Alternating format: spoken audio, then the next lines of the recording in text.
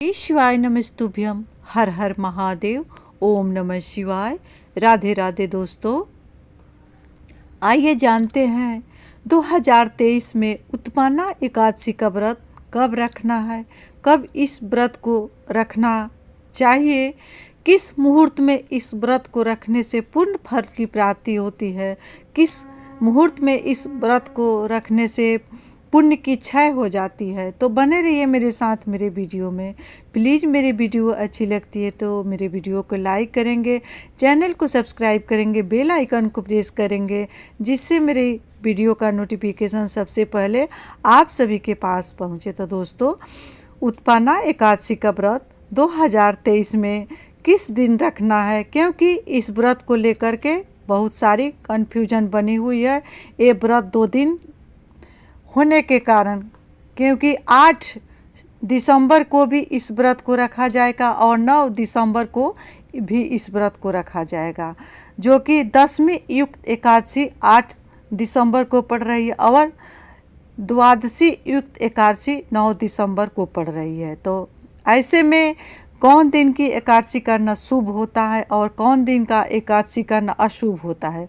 तो दोस्तों, ऐसे में 9 दिसंबर को एकादशी करना शुभ होता है, क्योंकि इस्कॉन में, खाटू श्याम में, वृंदावन में, अयोध्या जी में 9 दिसंबर को ही इस व्रत को रखी जाएगी एकादशी को। उत्पन्ना एकादशी सभी व्रतों में 24 एकादशियों में, सभी एकादशियों में इस व्रत को रखना अनिवार्य होता है, जो कि इसका नाम ही उत्पन्ना है। अगहन मास के, मार्गशीर्ष मास के कृष्ण पक्ष से इस व्रत की शुरुआत की जाती है। इससे जो भी जातक इस व्रत को अगर कर लेता है तो उसके बाद एकादशी जो होता है सो 24 एकादशी को रखा जा सकता है। 12 महीना में 24 एकादशी आती है, एक शुक्ल पक्ष की, एक कृष्ण पक्ष की। तो ये 24 एकादशी को जो भी उत्पन्ना एकादशी के व्रत को कर लेता है तो उसको हर व्रत को रखना अनिवार्य होता है या नहीं होता है। लेकिन इस व्रत को रखने के बाद ही आप चाहे तो एक व्रत को कर सकते हैं या निर्जला एकादशी कर सकते हैं, लेकिन इस व्रत को उठाना अनिवार्य होता है, क्योंकि अगहन मास में शुरुआत किया जाता है। मार्गशीर्ष की कृष्ण पक्ष से एकादशी की शुरुआत की जाती है। तो जो भी जातक एकादशी का व्रत अगर साल में 12 रखना चाहते हैं या 6 रखना चाहते हैं या निर्जला एकादशी रखना चाहते हैं या पुत्रदा एकादशी रखना चाहते हैं, जो भी एकादशी आप रखना चाहते हैं, तो सबसे पहले इस एकादशी को उठाना अनिवार्य है।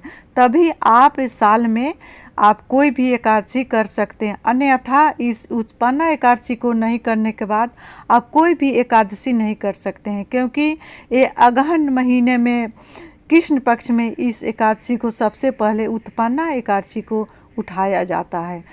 धार्मिक मान्यताओं के अनुसार एकादशी मैया का जन्म इसी उत्पन्ना एकादशी के दिन हुआ था, इसीलिए इस एकादशी का नाम उत्पन्ना पड़ा। तो जो भी जातक, जो भी भक्त, जो भी कोई मनुष्य इस एकादशी का व्रत रख लेता है तो उसको साल में आप सबसे पहले संकल्प ले लें कि साल में हमको कितनी एकादशी रखना है और कितनी एकादशी को विधि विधान से करना है, कितनी एकादशी को निरामिष रह करके करना है, कितनी एकादशी को फलाहार से करना है, कितनी एकादशी को निर्जला करना है। इस तरह से अपने व्रत का संकल्प लेकर के ये उत्पन्ना एकादशी का व्रत को रखना चाहिए, क्योंकि उत्पन्ना एकादशी के नाम से ही पता चलता है कि इस दिन माता रानी का जन्म हुआ है। जो 11 मैया है उनका आज ही के दिन, उत्पन्ना एकादशी के दिन ही उनका जन्म हुआ है। इसीलिए इसी दिन से इस व्रत को उठाया जाता है, रखा जाता है। उसके बाद में साल भर में इस एकादशी का व्रत को किया जाता है। तो 9 दिसंबर को मेरी भी सलाह है या इस्कॉन के अनुसार आप 9 दिसंबर को ही इस व्रत को रखें, क्योंकि 10वीं युक्त एकादशी को रखने से मनुष्य का किया हुआ भी पुण्य का क्षय हो जाता है। तो इसीलिए 10वीं युक्त एकादशी को कभी नहीं रखना चाहिए। जो भी भक्त मन क्रम वचन से एकादशी का व्रत रखते हैं उनको द्वादशी युक्त एकादशी ही रखना चाहिए। इससे जो भी मनुष्य द्वादशी युक्त एकादशी का व्रत रखता है उसको मन में जो भी कामना लेकर के रखता है, कायिक वाचिक मानसिक सभी प्रकार की मनोकामनाएं पूर्ण होती है विष्णु भगवान की कृपा से। क्योंकि विष्णु भगवान का लड़ाई हो रहा था मूढ़ नाम का राक्षस से। विष्णु भगवान वो मूढ़ राक्षस पर विजय नहीं पा रहे थे और हार करके बद्रिका आश्रम में जा कर के विष्णु भगवान गहरी निंद्रा में सो गए थे। उसी समय मूढ़ राक्षस उनको खोजते खोजते बद्रिका आश्रम तक पहुंच गया था। वहां जाकर के विष्णु भगवान के सो जाने पर मूढ़ राक्षस ने सोचा कि इनको मैं जान से मार दूं। तत्काल उसी समय मेरी माँ एगारस प्रकट हुई और उस राक्षस को वहीं पर मार गिराई। उसी समय विष्णु भगवान निद्रा से जगे और बोले कि हे देवी तुम कौन हो। एगारस मैया ने बोली कि हे विष्णु भगवान मैं आप ही के शरीर से प्रकट हुई आप ही की हूँ। तो विष्णु भगवान ने उनको बहुत प्रसन्न हुए और आशीर्वाद दिए कि आज से आपका नाम उत्पन्ना रहेगा। जो भी कोई मनुष्य उस उत्पन्ना एकादशी का व्रत करेगा और आपका नाम के साथ मेरा नाम लेगा, क्योंकि हे देवी आपने इतनी बड़ी राक्षस का संहार करके मेरे प्राण को बचाई है।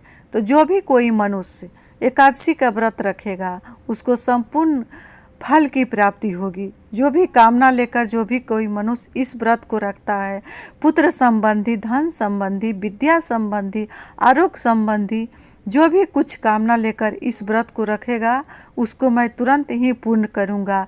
और आज से आपका नाम 11 हो गया।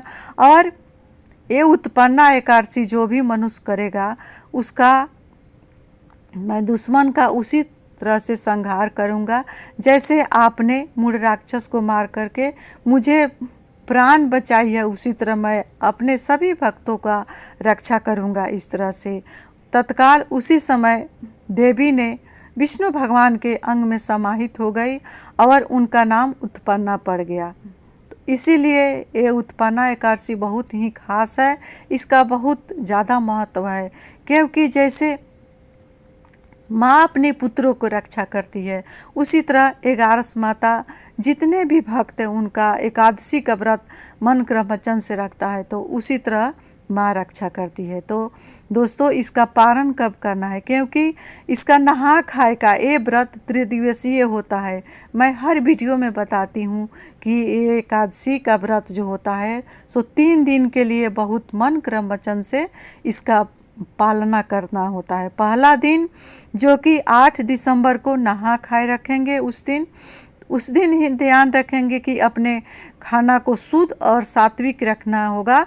जो कि 8 दिसंबर को नहा धोआ करके अपने बालों सिर के बालों को धो करके स्नान करेंगे और निरामिष भोजन लेंगे। हो सके तो शाम के समय दूध फल से ही भोजन करने के बाद शाम के समय फल दूध ही लेंगे, क्योंकि सूर्यास्त के बाद भोजन नहीं करना चाहिए। जो आप दोपहर में भोजन किए हैं उसके बाद आप शाम के समय फल और दूध से ही अपना भोजन के रूप में इसको लेंगे और तभी आपका मन सात्विक होगा। जब मन सात्विक होगा तभी व्रत का पूर्ण फल की प्राप्ति होगी।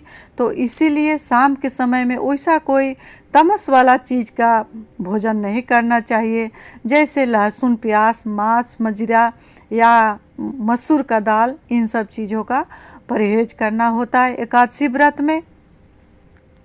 और उसके बाद एकादशी के दिन जो कि 9 दिसंबर को एकादशी तिथि को में ही एकादशी को रखना है, द्वादशी युक्त एकादशी को, तो उस दिन दातून भी नहीं करना चाहिए। जो भी जातक इस एकादशी का व्रत रखता है उसको दातून भी नहीं करना चाहिए। अगर आपके घर में वृंदावन की मिट्टी है तो उससे अपने दांत को साफ करें या दही से साफ करें या कोई भी मिट्टी हो उससे साफ करें, नहीं तो 12 बार मुंह में पानी लेकर के कूला करके 3 उंगली से अपने दांत को साफ करते हुए, इस तरह से अगर 12 बार आप कूला कर लेते हैं तो आपको मुंह धोने का फल प्राप्त हो जाता है। दातुन को न चिबाएं, कृपया उस दिन चींटियाँ को न मारें, क्योंकि अपने घर में ज़्यादा पूंछा या सफाई ना करें, क्योंकि उस दिन जो भी व्रत रखता है उनको इन सब बातों का ध्यान रखना चाहिए। व्रत में ब्रह्मचर्य का पालन करना चाहिए, जो कि सबसे अनिवार्य है। तो ब्रह्मचर्य क्या होता है? ईश्वर के समीप रहना, इसी को ब्रह्मचर्य कहा जाता है। तो उस दिन किसी के निंदा, चुगली, शिकायत, क्रोध, गुस्सा से बचे और ब्रह्मचर्य का पालन करते हुए 12 अक्षर का नाम है, जो कि विष्णु भगवान का ओम नमः भगवते वासुदेवाय नमः। इस मंत्र को हरदम अपने मन में जपते रहें। चलते फिरते, उठते बैठते इस मंत्र का जाप करते हुए एकादशी का व्रत को रखना चाहिए। और पारण का शुभ मुहूर्त है, जो कि 5:30 से 8:30 के बीच ही इस पारण को कर लेना है, क्योंकि हरिवासर का समय 5:30 तक ही रहेगा 10 दिसंबर को। तो उसके बाद से आप 6 बजे से पारण कर सकते हैं 8:30 के बीच में। तो इसी शुभ मुहूर्त में पारण करना चाहिए, क्योंकि ये त्रिदिवसीय व्रत में पारण का भी बहुत खास महत्व होता है। सबसे पहले ब्राह्मण को भोजन करा करके, गौग्रास को निकाल करके ही व्रत को खोलना चाहिए।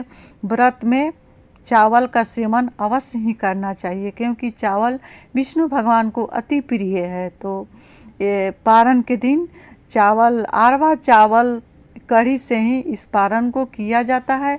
अगर आप अरवा चावल कढ़ी नहीं बना सकते हैं तो खिचड़ी से ही पारण करें, लेकिन उस दिन पारण करना चाहिए। अगर आपके घर में लड्डू गोपाल हैं तो सबसे पहले आप लड्डू गोपाल के लिए भोग निकालें, गौ के लिए ग्रास निकालें और ब्राह्मण को भोजन करा करके या कच्चा अनाज दे करके ही इस व्रत को खोलना चाहिए। इस तरह करने से विष्णु भगवान की पूर्ण कृपा बनी रहती है। दोस्तों, इसी के साथ मैं अपने वाणी को विष्णु भगवान के चरणों में विराम दे रही हूँ। मिलती हूँ अगले वीडियो में, तब तक के लिए इतना ही। हर हर महादेव। श्री शिवाय नमस्तुभ्यम। ओम नमः भगवते वासुदेवाय।